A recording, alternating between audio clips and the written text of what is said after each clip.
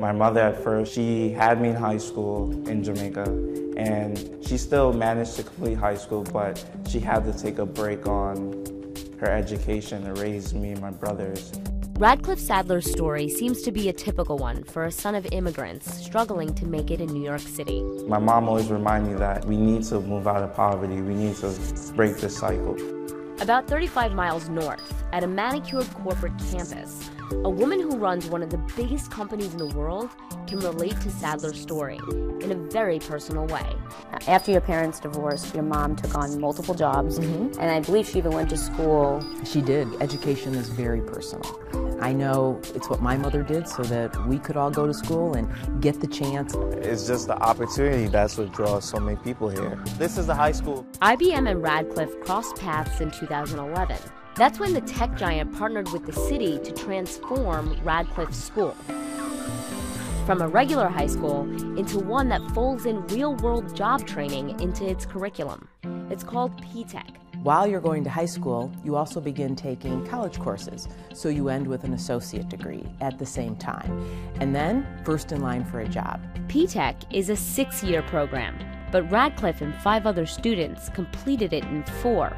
3 are starting at IBM, and the jobs are paying north of $50,000. Did you ever think when you were, 11 years old, 12 years old, that you would be working for IBM at 18? No, that wasn't the plan.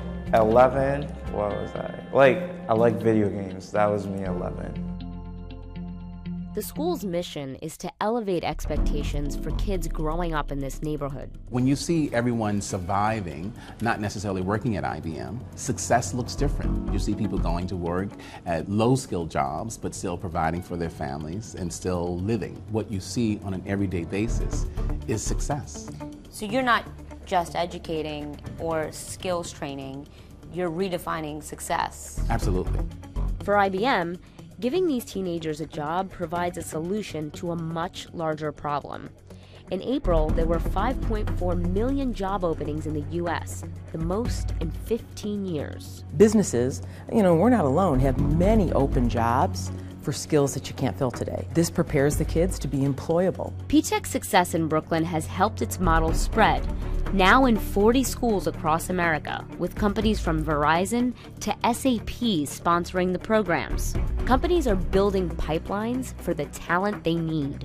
Rometty says IBM's investment in P-Tech is worth tens of millions of dollars. You're not only going to compete for talent with what might have been traditionally in your industry, you're going to compete with everyone. In many ways, many companies are going to become, in part, a technology company. So therefore, that's why it is a pretty fierce talent war.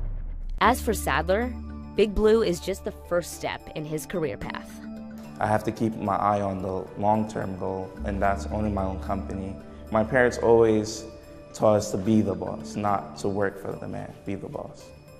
But you're going to work for a company now. Yeah, just for now, this is great.